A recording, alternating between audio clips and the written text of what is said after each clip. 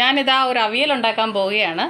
കിട്ടിയ പച്ചക്കറി എല്ലാം എടുത്ത് വാരി കൂട്ടി അരിഞ്ഞിട്ട് കണ്ട അടുപ്പത്ത് വെച്ചിട്ടുണ്ട്. അതായത് ഇതിനകത്ത് ഉരുളക്കിഴങ്ങുണ്ട്, ക്യാരറ്റുണ്ട്, ചേനയുണ്ട്, പിന്നെന്താ തക്കാളിയുണ്ട്, സവാളയുണ്ട്, പിന്നെ ലേഡീസ് ഫിംഗറുണ്ട്, പയറുണ്ട്, മത്തങ്ങ ഉണ്ട്, ചെറിയൊരു നമ്മുടെ എന്താ പറയുന്നത് ഒരു ചെറിയൊരു വെള്ളരി, ഇത്രയും കാര്യങ്ങളുണ്ട്. ഇനി ഇതിലേക്ക് ആവശ്യത്തിനുള്ള ഉപ്പ് ഞാൻ ഇടാൻ പോവുകയാണ്. ഉപ്പിടാൻ പോവുകയാണ്. ഈ ഉപ്പിട്ട് ഒരു ടീസ്പൂൺ ഉപ്പ് ഞാൻ ഇട്ടിട്ടുണ്ട്. അത് അധികമാണോ അല്ലയോ എന്നുള്ളത് നമുക്ക് അവസാനമേ അറിയാൻ പറ്റൂ. അതായത് നമ്മുടെ കറി നമുക്ക് തേങ്ങ അരച്ച് എടുത്ത ശേഷമേ അതിൻ്റെ കറക്റ്റ് ഒരു കണക്കറിയത്തുള്ളൂ. ഇതിപ്പം ഉപ്പിട്ട് ഞാൻ ജസ്റ്റ് ഒന്ന് അടച്ച് വേവിക്കാൻ പോവാണ്.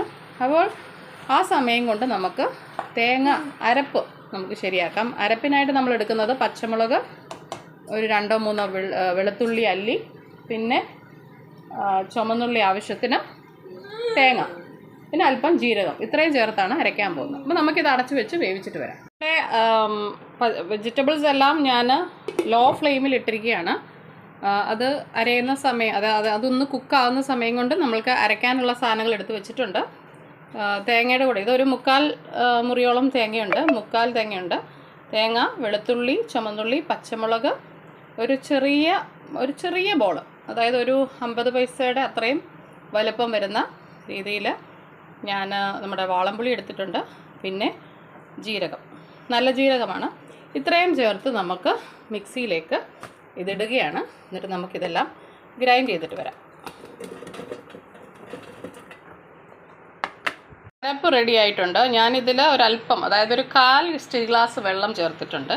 നമ്മൾ ഒട്ടും തന്നെ വെള്ളം ഈ അവിയലിന് ചേർക്കുന്നില്ല. ഇതിനകത്ത് ഞാൻ മറ്റൊരു കാര്യം പറയാൻ വിട്ടുപോയി. നമ്മൾ ചക്കക്കുരുവും ഇട്ടിട്ടുണ്ടേ.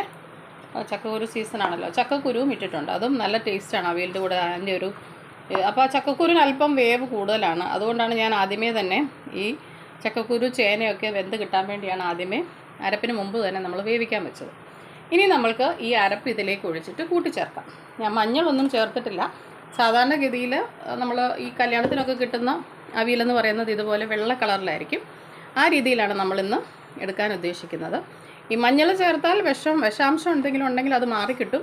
പക്ഷേ അപ്പോൾ അവിയലിന് മഞ്ഞ നിറമാകും എന്നുള്ളൊരു കുഴപ്പമേ ഉള്ളൂ. ഞാൻ എപ്പോഴും മഞ്ഞൾ ചേർക്കും. എൻ്റെ കുട്ടികൾ എപ്പോഴും പറയും ഈ അമ്മയുടെ അവിയൽ എന്നെ എപ്പോഴും മഞ്ഞ കളറിന്. അതുകൊണ്ട് ഈ പ്രാവശ്യം വീഡിയോ എടുക്കാൻ വേണ്ടി ഞാൻ മഞ്ഞൾ ഒട്ടും ഇട്ടിട്ടില്ല. പിന്നെ നമ്മൾക്ക് എരിവ് അവരവരുടെ ആവശ്യാനുസരണം എടുക്കണം. ഞാൻ ഇതിനകത്ത് 2 മുളക് അല്ലാതെ ഇട്ടിട്ടുണ്ട്, കീറി ഇട്ടിട്ടുണ്ട് പച്ചക്കറിയുടെ കൂട്ടത്തിൽ. കൂടാതെ അരപ്പിൻ്റെ കൂട്ടത്തിലും 2 പച്ചമുളക് ഇട്ടിട്ടുണ്ട്. അത് തന്നെ ധാരാളമാവും. ഈ എരിവ് കൂടിയാൽ തന്നെയും കുട്ടികൾ കഴിക്കത്തില്ല. പിന്നെ വെളുത്തുള്ളി, ഈ പ്രഷറൊക്കെ ഉള്ളവരാണെങ്കിൽ വെളുത്തുള്ളി കൂടുതലിട്ടാൽ നല്ലതാണ്. പ്രഷറും കൊളസ്ട്രോളും ഒക്കെ കൺട്രോൾ ചെയ്യാൻ നല്ലതാണ്. ഇനിയിപ്പം നമുക്കിത് നന്നായിട്ടൊന്ന് വേവിക്കണം. നമ്മളുടെ പുളി, ഉപ്പ് എല്ലാം വന്നിട്ടുണ്ട്, എരിവും വന്നു. ഇതൊന്ന് വെന്ത് കഴിഞ്ഞിട്ട് നമുക്ക് പുളി പോരെന്നുണ്ടെങ്കിൽ മാത്രം തൈരുണ്ടെങ്കിൽ അല്പം ഒഴിക്കാം. ഇപ്പം ഞാൻ ഒഴിക്കുന്നില്ല. നമ്മൾ ആവശ്യത്തിന് പുളി ചേർത്തിട്ടുണ്ട്. ഓവറായാലും പ്രശ്നമാണ്. അപ്പോൾ നമുക്ക് ഈ അരപ്പെല്ലാം കൂടെ ചേർത്ത് ഒന്നുകൂടെ ഒന്ന് അടച്ചു വെച്ച് സിമ്മിൽ തന്നെ ഇട്ട് ഇത് വേവിക്കുന്നതാണ് ഏറ്റവും നല്ലത്. നമ്മുടെ അവിയൽ നന്നായിട്ട് വെന്ത് എല്ലാം നന്നായിട്ട് അരപ്പെല്ലാം ചേർന്നിട്ടുണ്ട്. പുളി നോക്കിയപ്പം ആവശ്യത്തിന് പുളിയുണ്ട്, എരിയുണ്ട്, ഉപ്പുണ്ട്. അതുകൊണ്ട് ഞാൻ വേറെ ഒന്നും തന്നെ ചേർക്കുന്നില്ല. ഇനിയിപ്പോൾ നമുക്ക് ലാസ്റ്റ് ആൻഡ് ഫൈനൽ ഉള്ള ഒരു കാര്യമുണ്ട്. അതായത് നമ്മുടെ കറിവേപ്പില ഒന്ന് ഇതിൻ്റെ മുകളിലേക്ക് തൂക്കി കൊടുക്കാം. അതിനുശേഷം നമ്മൾ കുറച്ച് പച്ച വെളിച്ചെണ്ണയാണ് നമ്മൾ ഒഴിക്കുന്നത്. കുറച്ച് പച്ച വെളിച്ചെണ്ണ, അതിൻ്റെ ആ ഒരു ടേസ്റ്റ് ഒന്ന് വേറെ തന്നെയാണ്. പച്ച വെളിച്ചെണ്ണ ഒഴിച്ച് നമ്മളൊന്ന് മിക്സ് ചെയ്ത ശേഷം ഇതൊന്നുകൂടെ അടച്ച് വെക്കാം. ഇത് ഓൾറെഡി വെന്ത് കഴിഞ്ഞു. ഇനി അടുപ്പ് ഓൺ ചെയ്യണമെന്നില്ല.